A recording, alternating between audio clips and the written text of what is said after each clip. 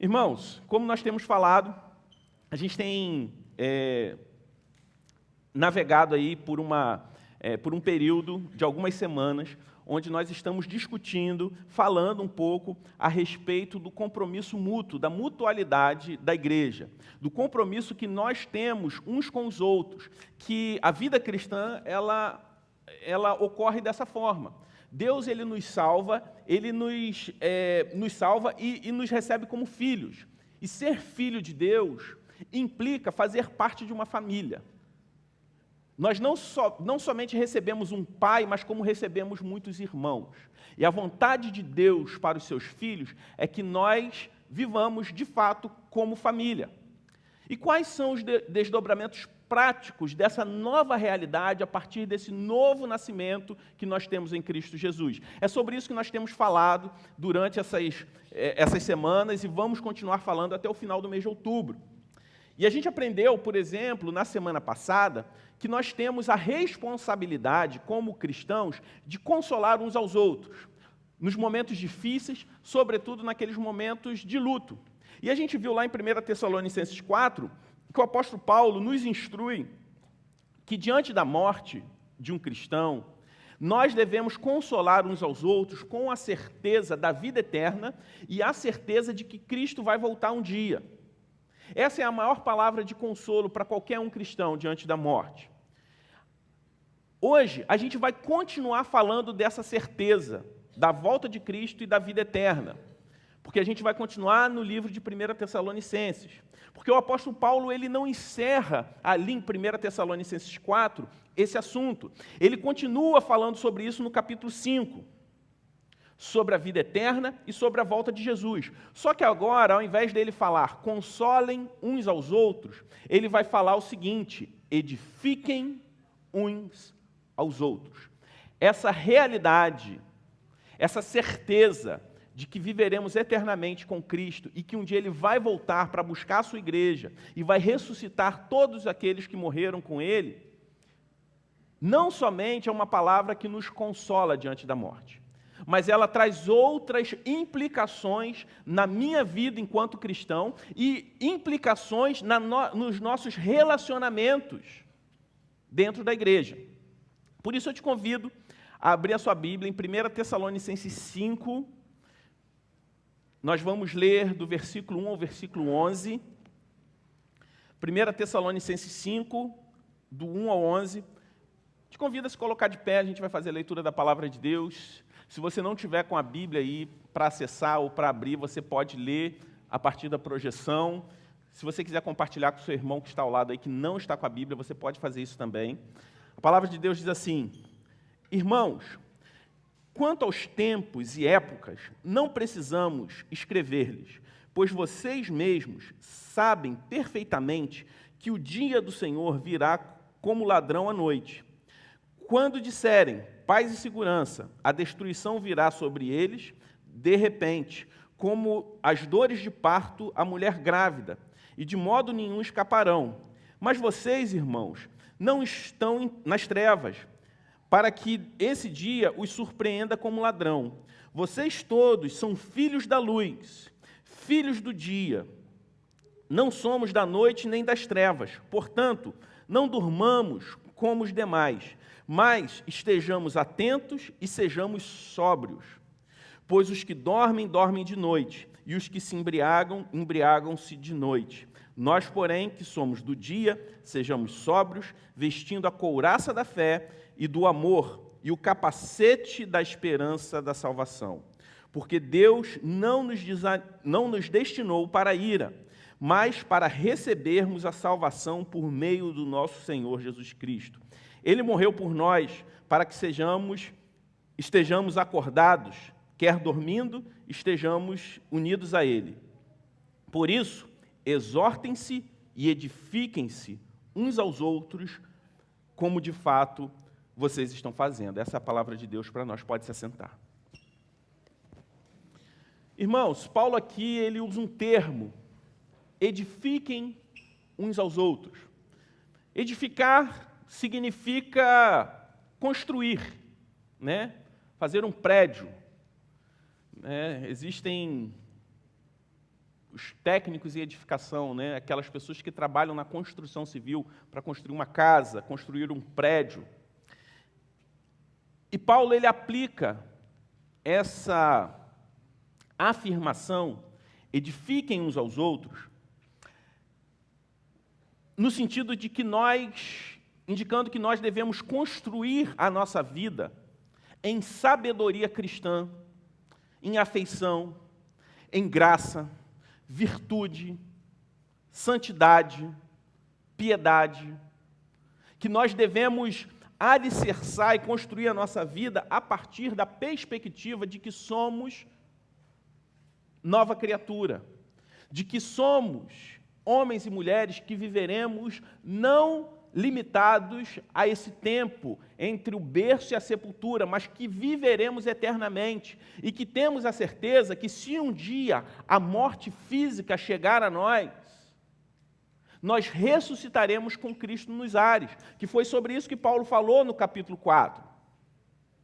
Paulo fala que a certeza da volta de Jesus não somente nos consola diante do momento que nós perdemos um irmão querido, não nos consola somente diante do momento em que recebemos, às vezes, um diagnóstico de que temos pouco tempo de vida.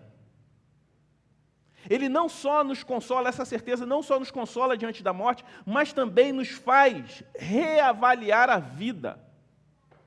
Quando temos essa certeza, nós reavaliamos a forma como nós vivemos. A nossa perspectiva muda, passamos a viver na perspectiva da eternidade. E para isso, Paulo inicia esse trecho de 1 Tessalonicenses 5, falando sobre aquilo que nós não devemos nos preocupar. Ele começa falando que nós não devemos nos preocupar em saber a data, o dia de quando Jesus vai voltar. Muito menos nos cabe tentar descobrir essa data, que essa é uma preocupação que não deve fazer parte da nossa vida, que isso é uma certeza, que nós temos a certeza que Cristo vai voltar e pouco importa quando isso vai acontecer. Na verdade, existem pessoas que ficam tentando fazer isso, né? Mesmo aqueles que não creem exatamente na volta de Jesus, mas tem toda essa mística de quando que o mundo vai acabar, né? Muitos acreditavam que ia ser no ano 2000, depois teve uma outra data que eu não lembro, que muita gente achou que o mundo fosse acabar, teve gente que tirou a própria vida achando que isso fosse acontecer. Existiu, no contexto evangélico brasileiro, uma pregadora que se tornou famosa, que cravou mais ou menos a volta de Jesus, já passaram mais de 10 anos da data que ela cravou, isso não aconteceu. Só que nós vemos na palavra de Deus que, na verdade, quem nasceu de novo, quem é filho de Deus, não vive com essa preocupação. Não vive preocupado em saber quando Cristo vai voltar. Porque está seguro na salvação, está seguro em relação ao seu destino, e não cabe a nós viver ansioso por isso. Que, na verdade, o cristão, diante de todo o pecado que nós vemos, diante de toda a realidade difícil que nós vemos, nós não estamos preocupados em adivinhar essa data, mas nós ansiamos por essa volta.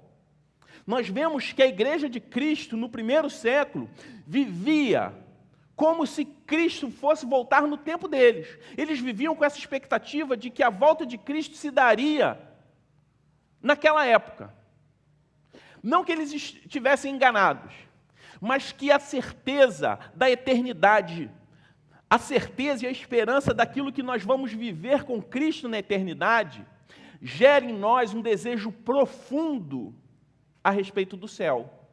Gera em nós um desejo profundo de viver a plenitude, viver face a face com o nosso Criador, estar lado a lado dele. Então, o que vemos é que o conhecimento sobre quando isso vai acontecer não nos traz benefício algum. Até porque Paulo fala que essa volta será súbita, como um ladrão. O ladrão, ele não agenda, né, contigo o dia que ele vai te assaltar. Ele te pega de surpresa, né? Geralmente com aquela expressão que já se tornou popular e conhecida, que é o quê?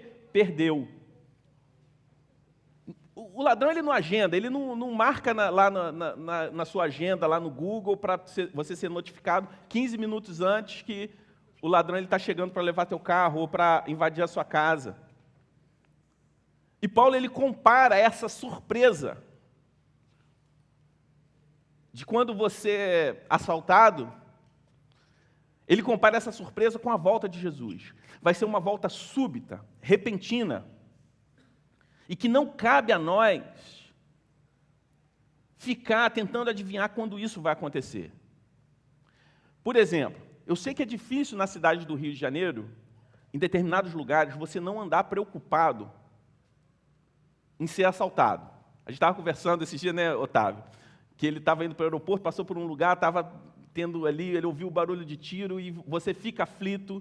E você passa por determinados lugares aqui no Rio de Janeiro que traz uma certa preocupação de que isso pode acontecer a qualquer momento. Como é ruim essa sensação de insegurança, que você fica tentando o tempo todo, tentando adivinhar a hora que alguém vai chegar e te abordar para assaltar. Então, se Cristo vai voltar assim, a gente tem a certeza que Ele vai voltar. E Paulo fala, não andem ansiosos, não andem preocupados, tentando adivinhar quanto isso vai acontecer. Porque, no caso, vocês que são salvos, a volta de Cristo não vai ser um momento de desespero. A volta de Cristo vai ser um momento de alegria.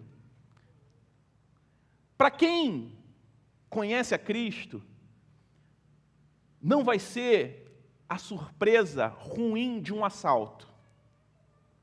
Vai ser a surpresa de algo inesperado, algo bom, algo glorioso, algo maravilhoso. Vai ser como ser surpreendido com aquele presente que você nunca imaginou que fosse ganhar. Você ser surpreendido, não sei quantos de vocês, talvez na infância, tenha pedido um determinado presente para o seu pai durante muito tempo, e de repente ele faz aquela surpresa para você. Não sei quantos de vocês já ganharam uma surpresa do seu cônjuge. É uma surpresa boa. Então, o que Paulo fala é algo súbito e inesperado, que vai ter reações diferentes dependendo da sua condição. Se você é filho ou se você não é filho de Deus. Se você nasceu de novo, se você tem Jesus Cristo como seu único e suficiente Salvador, se você conheceu a mensagem, compreendeu a mensagem do Evangelho ou não. Então, quem conhece a mensagem do Evangelho e tem certeza para onde vai, e olha para o mundo, o caos que a gente se encontra, ao olhar a insegurança, por exemplo, da cidade, muito mais do que desejar, claro que esse desejo é legítimo, nós devemos ter, desejar por mais segurança na cidade, a gente sabe que a maldade ela não vai acabar. Então a gente quer que se resolva o problema do tempo presente, mas isso nos faz ansiar o seguinte: volta logo, Senhor. A expressão que nós vemos na palavra de Deus diz, Maranata. Quando nós vemos o pecado, nós vemos todas as mazelas, toda a maldade, toda a depravação, a gente fala, isso tem que acabar aqui, porque nós desejamos o céu. Nós não somos mais cidadãos desse mundo. O apóstolo Pedro, em sua carta, vai dizer que nós somos peregrinos. Então, o Senhor, Ele quer que a gente não precisa saber quando. A gente precisa saber como o Senhor vai voltar, e essa certeza precisa nortear como a gente vai viver aqui até que isso aconteça. Então ele fala sobre o que nós não devemos nos preocupar, é com quando Jesus vai voltar. Mas ele fala sobre qual deve ser a real preocupação diante da certeza da volta de Jesus para aqueles que são discípulos, que são seguidores de Jesus. A palavra de Deus nos diz que, ao termos a certeza da volta de Jesus, a nossa preocupação não deve ser com quando Ele vai voltar, mas sim de como nós vamos viver aqui na terra. O apóstolo Paulo ele faz uma colocação muito interessante no versículo 6, quando ele diz, portanto, não durmamos como os demais, mas estejamos atentos e sejamos sóbrios. O que ele fala? Sobriedade e vigilância. ou vigilância e sobriedade. Estejamos atentos, estejamos vigilantes e sejamos sóbrios. Então, devemos viver em vigilância e sobriedade. Parecem coisas distintas, mas são obrigações que se completam. Se completam diante da tentação ou das tentações que nos rodeiam. Precisamos estar sóbrios e atentos diante da realidade presente em que vivemos. Outra coisa, Paulo, em nenhum momento aqui, ele está falando em uma vigilância por medo de uma perda da salvação. Até porque mais à frente ele vai falar que nós somos destinados para a salvação e não destinados para a ira. Que nós fomos comprados, nós somos povo de Deus, nós somos propriedade de Deus. Porque existe uma ideia esquizofrênica de salvação que traz uma insegurança na volta de Jesus. E Paulo não está falando de insegurança, ele está falando de segurança. Que o cara pensa o seguinte: eu tenho que ser vigilante, porque se Cristo voltar vai ser repentino, e eu estiver cometendo um pecado exatamente naquele momento, o meu irmão do lado ele vai ser salvo, eu vou ficar como se a salvação se desse por essa relação de medo e circunstancial. Que eu poderia fazer tudo errado. O importante era eu fazer certo num momento que eu não sei qual vai ser, que Jesus estiver voltando. Ou então, se eu fizer tudo certo, mas se naquele momento eu estiver errado, já era. A salvação não se dá por obras. Não se dá a partir daquilo que eu faço. O que eu faço é em resposta à salvação que eu recebo. O que Paulo ele está falando é que nós temos essa segurança. Mas essa segurança não pode roubar de nós a vigilância. Porque o inimigo, ele não tem o poder de roubar a sua salvação. Mas nós vemos, por exemplo, no livro de Salmos, que nós podemos perder a alegria da salvação. E o que a alegria da salvação produz em nós? O testemunho. Produz em nós, a alegria da salvação, o encorajamento, a motivação para a missão. Para fazer a obra de Deus. Uma vigilância e sobriedade diante das tentações de um mundo caído, dominado pelo pecado. Sobriedade diante das tentações desse mundo, diante do fato que não somos mais cidadãos desse mundo, mas que, como eu disse, como está escrito lá em 1 Pedro, que somos peregrinos. O que a falta de vigilância e sobriedade produz em nós? A falta desses dois fatores. Como eu disse, a tristeza, a falta de alegria na salvação, tira de nós o foco da missão e nos leva a viver em função de coisas temporais e não das coisas eternas. Por isso, nós somos orientados a viver de forma sóbria. O próprio Senhor Jesus fala sobre moderação. Ele fala, por exemplo, sobre embriaguez e glutonaria, que é nada mais, nada menos que o quê? O excesso de álcool o excesso de comida. Porque nós precisamos viver atentos para a tentação de uma vida de excessos. E às vezes, a tentação pelo excesso, e a gente vê que é um mundo rodeado, é uma cultura que tenta nos dominar, a cultura do excesso. E às vezes excesso de coisas que não são essencialmente ruins, mas se tornam ruins quando nós damos valor exagerado a elas, ou depositamos esperança nessas coisas. E isso, de certa forma, tira de nós o foco das coisas espirituais e eternas. Por exemplo, o trabalho. O trabalho é algo bom. Às vezes você fala assim, você está insatisfeito com o seu trabalho. Vem o desemprego, você começa a sentir falta dele. Ou então você está trabalhando, você acha o seu trabalho chato, e você olha para aquelas pessoas, para aqueles milhões de desempregados que temos no nosso país, quantos deles queriam o nosso trabalho? O trabalho é algo bom. Pode não ser exatamente aquilo que você queria, mas estar trabalhando, sobretudo num país como o nosso, é uma bênção. Você ter de onde tirar o sustento para a sua família é uma bênção. Apesar do trabalho ser algo bom, do trabalho ser uma bênção, eu não posso viver em função do trabalho. Se eu sou escravizado pelo trabalho, se eu trabalho demais, né? E às vezes numa cultura onde se valoriza o trabalho, não, o cara trabalha muito, trabalha de domingo a domingo, não descansa, está 15 anos sem tirar férias, né? Às vezes a gente vê isso como virtude. Mas de alguma forma isso é pecado quando a gente se escraviza, quando a gente não tem moderação no nosso tempo. Quando ele rouba, o trabalho rouba o meu tempo com a família e com a igreja, com a obra de Deus, ele se torna pecado. Da mesma forma, o oposto também, né? O cara que fala assim, tudo bem, eu não posso exagerar no trabalho. Ele não trabalha demais, ele trabalha de menos. Ele se torna um ocioso, um preguiçoso. Não, tem que descansar. Só que o cara só descansa e nunca trabalha.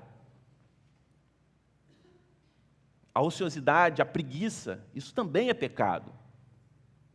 O que vemos aqui é que quando nós construímos a nossa vida sob a perspectiva da eternidade, isso vai nos levar a uma vida de equilíbrio, de moderação com as coisas desse mundo, porque nós entendemos que tudo que tem nesse mundo, todas as coisas desse mundo são passageiras.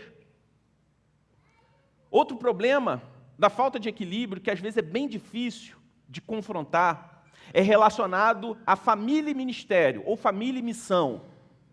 Em alguns contextos, a família ocupa demais o nosso tempo a ponto da gente não conseguir se dedicar à missão, não conseguir se dedicar à obra de Deus.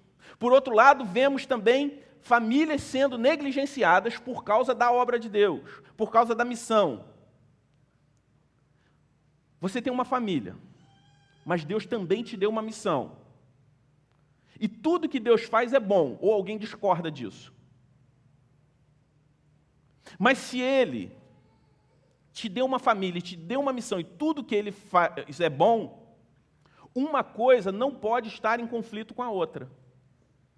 Se está em conflito, o problema não está na família, nem na missão, mas na forma como eu estou administrando essas coisas boas que Deus me deu. É a forma como eu estou tratando a missão e a família. Porque foram duas coisas que Deus me deu e eu devo cuidar, eu tenho o compromisso de cuidar. A missão de Deus, a obra de Deus não acaba com a família, não tira a união da família. A missão, na verdade, ela une a família. Não deixe a família para servir, mas sirva a Deus com a família. Não deixe sua família de lado para servir a Deus. Nem deixe sua família com o pretexto de que está servindo a Deus, mas sirva a Deus com a família, em família. Não deixe que a missão se torne uma desculpa para você desobedecer a Deus no cuidado da sua família. Da mesma forma, não deixe que a família se torne uma desculpa para você desobedecer a Deus, negligenciando a missão, a vocação que Ele te deu. Qual é a raiz do pecado? Quando eu perco a sobriedade e não vivo pela esperança ou pela perspectiva de que eu não sou um cidadão desse mundo, eu sou um peregrino e que vou viver eternamente. A cobiça. A cobiça tem o poder de acorrentar os nossos corações. Acorrentar os nossos corações a questões passageiras.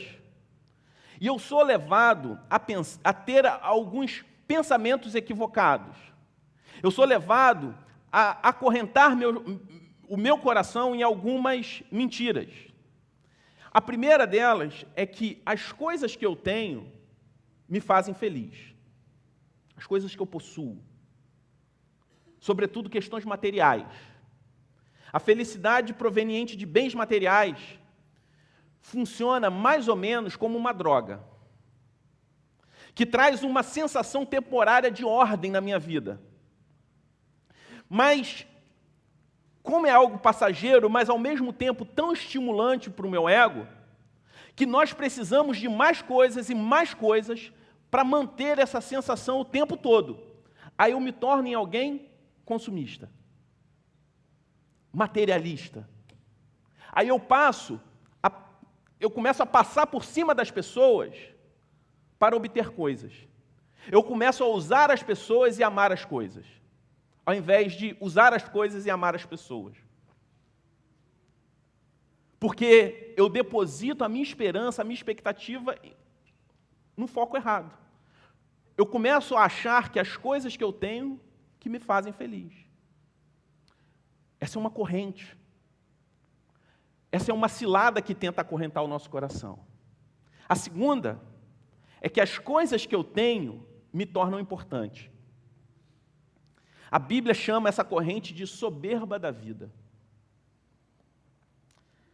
Quantas propagandas tentam vender um produto através de um apelo à nossa arrogância, onde a gente acha que ter determinado carro, ter determinado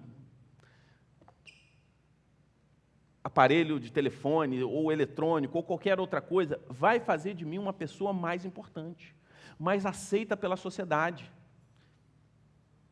Sempre colocam alguém bem-sucedido, bem vestido,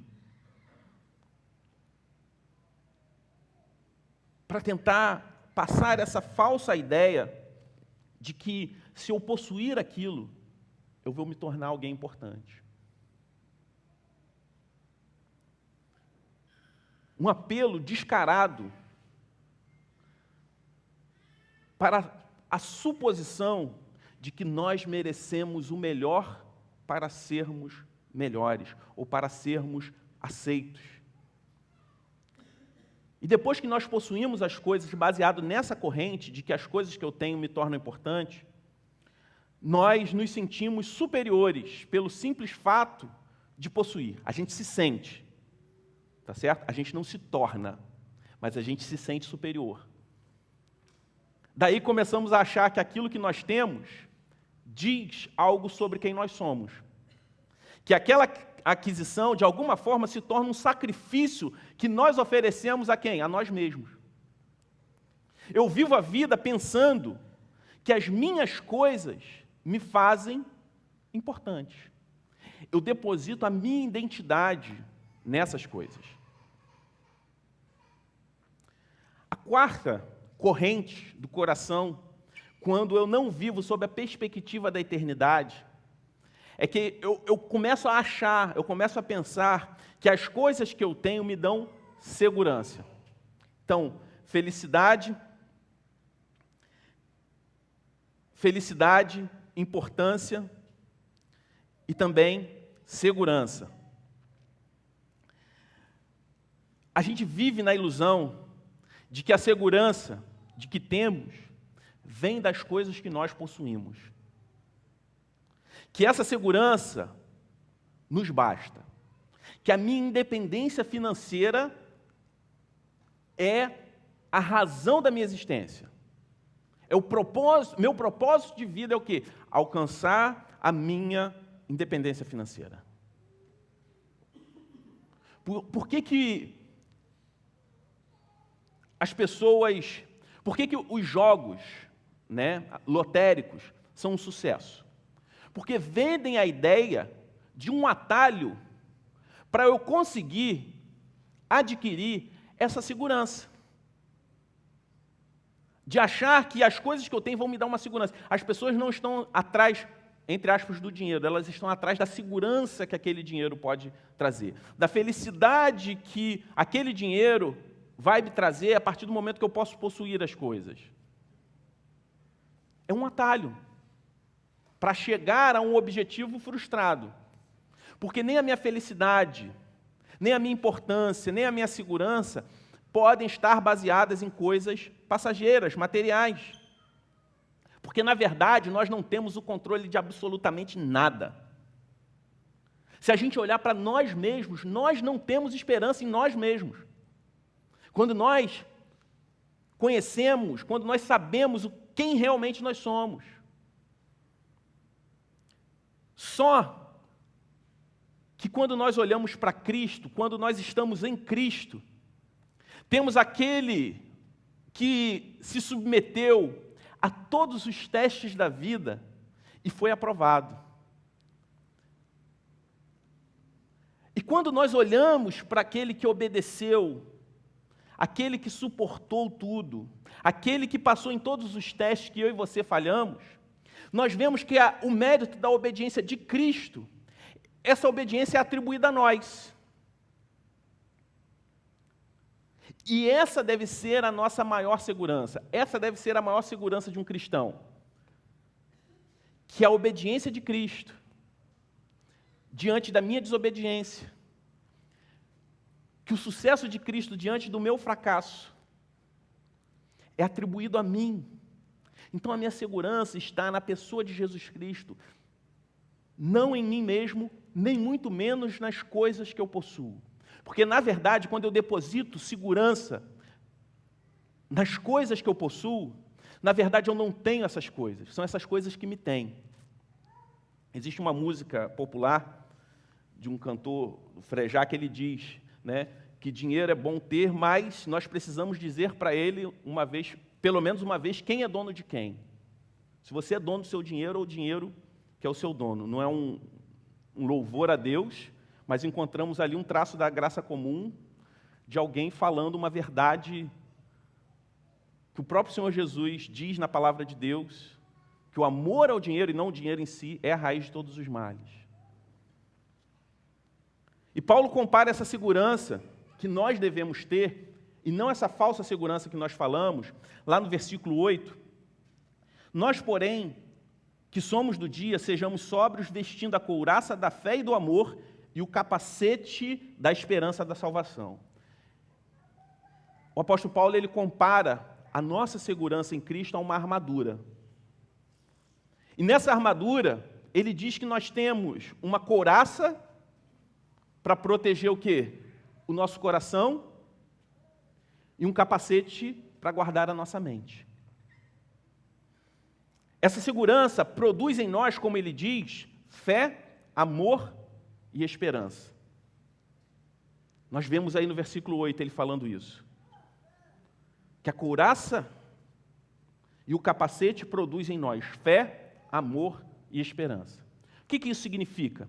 Significa que aqueles que têm a certeza da eternidade, aqueles que edificam a sua vida sobre essa certeza de que vão viver eternamente com Cristo e que um dia Jesus Cristo vai voltar, esses devem viver pela fé. Isso vai nos manter o quê? Vigilantes e sóbrios. Se cremos que os olhos de Deus estão sobre nós perseveraremos contra o pecado e confiaremos no cuidado de Deus o tempo todo, independente da circunstância, porque, a despeito de qualquer circunstância, a certeza que nós temos é que os olhos de Deus estão sobre nós e que nós somos amados de Deus. Que se o Deus que não poupou o seu próprio Filho para nos salvar, está olhando, está nos vendo diante de qualquer e toda circunstância. Da mesma forma, essa certeza traz em nós o compromisso de ter um coração inflamado de amor, que de alguma forma também vai ser uma defesa, um amor verdadeiro e fervoroso por Deus e pelas coisas de Deus. Esse amor fervoroso por Deus e pelas coisas de Deus vai nos manter o quê? Vigilantes e sóbrios. Porque aquilo que eu faço, aquilo que nós cristãos chamamos de santidade, vai ser um resultado da certeza, vai ser um resultado do nosso amor a Deus, uma certeza do amor dele por nós, e uma certeza, e também o resultado do fato de que nós amamos a ele. Por exemplo, é muito tentador esse discurso da salvação por obras. Algumas pessoas usam isso para manipular as pessoas, para que elas obedeçam a Deus. Que a pessoa fala o seguinte: se Deus me ama, independente daquilo que eu faça, então vou fazer aquilo que eu quiser. O amor de Deus é incondicional. Mas a palavra de Deus diz que a característica daqueles que nascem de novo, como fruto do fato de que Deus nos amou de forma incondicional, é que nós passamos a amar a Deus o que é acima de todas as coisas. Então, a pergunta não é simplesmente se Deus me ama, independente daquilo que eu faça. É se de fato eu amo a Deus acima de todas as coisas. Porque uma decisão assim, baseada no fato de que Deus me ama de forma incondicional, eu vou viver da forma que eu quiser, não pode brotar de um coração que ama a Deus acima de todas as coisas. A obediência é resultado do nosso amor a Deus. Por isso, o apóstolo Paulo fala que a certeza da salvação, de que fomos eleitos para a salvação, destinados para a salvação, produz em nós mais fé, produz em nós um amor inflamado por Deus, que gera em nós obediência, que traz para nós também a esperança, não baseado na minha obediência. O apóstolo Paulo fala que o objeto da nossa esperança não é aquilo que eu faço, mas a certeza que Deus nos dá na salvação em Cristo Jesus, mediante ao sacrifício, a morte de Cristo e a sua ressurreição. Devemos ter na salvação a nossa maior esperança.